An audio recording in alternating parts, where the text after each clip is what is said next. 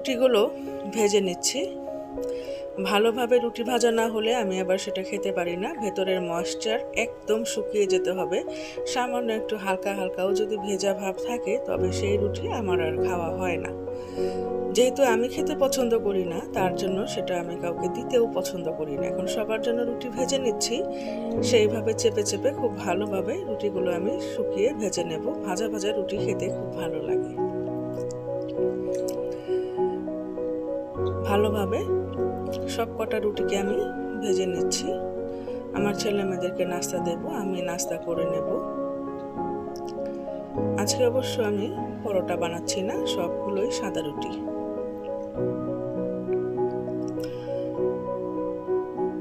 আসসালামু আলাইকুম, কেমন আছেন সবাই? আশা করছি ভালো আছেন, সুস্থ আছেন। আমিও আল্লাহর রহমতে ভালো আছি, সুস্থ আছি। যা হোক, আমি রুটি ভাজতে ভাজতে প্রায় সবগুলো রুটি আমার ভাজা হয়ে এসেছে। আর এ পাশের চুলায় আমি দিয়ে নিচ্ছি চা। চা না খেলে তো আমি আর থাকতেই পারি না। চা তো আবার অবশ্যই আমার খেতে হবে।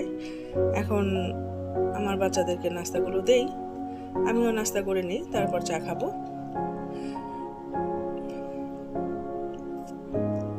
এক কাপ চা খাওয়ার পরে খুব ভালো লাগে, মনের মধ্যে একটা প্রশান্তি কাজ করে, ফুরফুরে লাগে।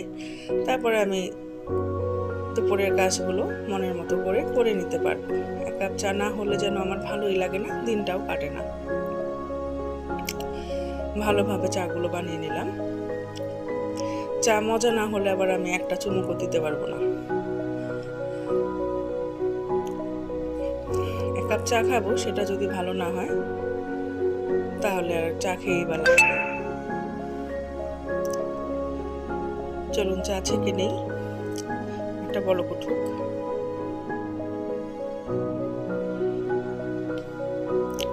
ভালোভাবে বলক উঠে গেছে, এখন আমি এটাকে ছেঁকে নেব। আপনারাও কি আমার মতো চা খেতে পছন্দ করেন? আমার এই ভিডিওটি যারা দেখছেন তারা একটা লাইক করে দেবেন, সাবস্ক্রাইব করে নেবেন, আর ভিডিওটি স্কিপ করে দেখবেন না। স্কিপ করে দেখলে আমার ক্ষতি হবে। আশা করছি আপনারা জেনে বুঝে আমার ক্ষতি করবেন না। এখন এটাকে আবার আমি একটু বলক দিয়ে নেব, কারণ দুধ চা কিন্তু খুব তাড়াতাড়ি ঠান্ডা হয়ে যায়। ঠান্ডা চা খেতে আমার ভালো লাগে না।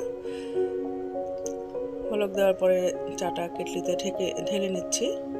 চলুন চা খাই। চা খাওয়ার পর্ব শেষ, এখন চলুন দুপুরে রান্না করি। টমেটোর খাটাইটা হয়ে গেছে, আমি চা নামিয়েই টমেটো চুলায় দিয়ে গিয়েছিলাম, সেটা হয়ে গেছে। এখন আমি এটাকে পেঁয়াজ রসুন দিয়ে বাগার দিয়ে নেব। ভালোভাবে সরিষার তেলে পেঁয়াজ রসুন আমি ভেজে নিচ্ছি। সুন্দর মতো একটা বাগার আমার হয়ে গিয়েছে। ভালোভাবে পেঁয়াজ রসুনগুলোকে আমি ভেজে রেখে নিয়েছি, যেন সেটা বাগারের পরে আবার সাদা না হয়ে যায়। এখন ডালটাকেও বাগার দিয়ে নেব। আমি দু চুলার মধ্যে, এক চুলায় ডাল দিয়েছিলাম আর এক চুলায় টমেটো দিয়েছিলাম, দুটোকেই আমি বাগার দিয়ে নিলাম। এরপর আমি পরবর্তী রান্নাগুলো শেষ করব। টমেটোর খাটাই আর ডাল হয়ে গেল। চলুন একটু তরকারি রান্না করি।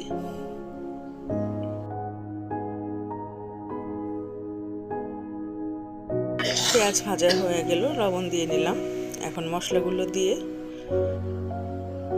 আমি তরকারিটা রান্না করব। এখানে আমি কুচনো চিংড়ি, মানে কুচো চিংড়ি দিয়েছি, কুচনো না সরি, ধনিয়ার গুঁড়া, রাঁধুনির গুঁড়াও দিয়ে নিলাম। ভালোভাবে কষানো হয়ে গেছে। এখন আমি এর মধ্যে আলু আর পুঁই শাকের ডাঁটা দিয়ে নিয়েছি, এগুলা সিদ্ধ করে নেব আগে। ভালোভাবে সিদ্ধ হয়ে গেছে। এখন এর মধ্যে আমি পুঁই শাকের পাতাগুলো ধুয়ে রেখেছি আলাদাভাবে, সেগুলো দিয়ে নিচ্ছি। পুঁই শাক হতে তার বেশি দেরি লাগে না। এখানে আমি দিয়ে নিলাম কাঁচামরিচ, কিছু কাঁচামরিচ কেটে দিয়ে নিলাম। পুঁই শাক এর তরকারিটা একটু ঝাল ঝাল হলে খুব ভালো লাগে, এর জন্য একটু দিয়ে নিলাম। আর এটা তো আর বাচ্চারা খাবে না, আমরা বড়রাই খাবো, সেজন্য ঝাল হলে কোনো অসুবিধা নেই। আমি কিন্তু আমার এখানে আমি যেখানে থাকি এখানে নেটের খুব সমস্যা চলছে। সহজে মানে নেট ভালোভাবে আসছে না, মাঝে মাঝে বন্ধ হয়ে যাচ্ছে। আর আমি নিজেও একটু অসুস্থ আছি, আবার পারিবারিক কিছু ঝামেলাও চলতেছে এখানে। মানে আমি খুব ব্যস্তও আছি একটু, আবার অসুস্থ তো বটে, সেজন্য আমি প্রতিদিন ভিডিও দিতে পারছি না। এজন্য আপনাদের কাছে আমি ক্ষমা চেয়ে নিচ্ছি। করলা ভাজিটা আমি খুব ভালোভাবে এখানে ভেজে করে নেব। আজকে একটু ভাজা ভাজা করলা ভাজি করব। সবসময় যেরকম সবুজ সবুজ থাকে সেরকমভাবে আজকে করছি না, আজকে একটু ভালোভাবে ভেজে নেব। হয়ে গেছে আমার করলা ভাজি। এখন আমি এখানে মাছ ভেজে নিচ্ছি। ফুলকপি দিয়ে আমি মাছটা রান্না করব, আমার ছেলে আর মেয়ে খাবে।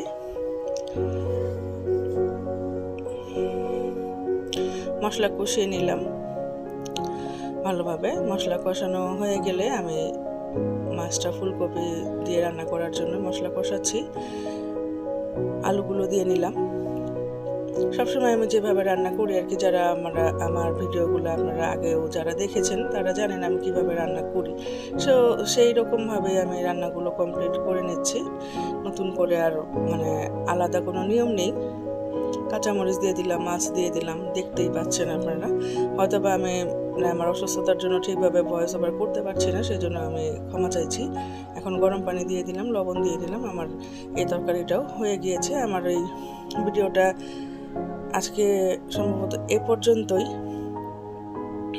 আমি আর আলাদা করে আজকে পরিবেশন করে দেখাতে পারছি না। আমার এই ভিডিওটি দেখার জন্য আপনাদেরকে অসংখ্য ধন্যবাদ। আসসালামু আলাইকুম, ভালো থাকবেন, খুদা হাফিজ।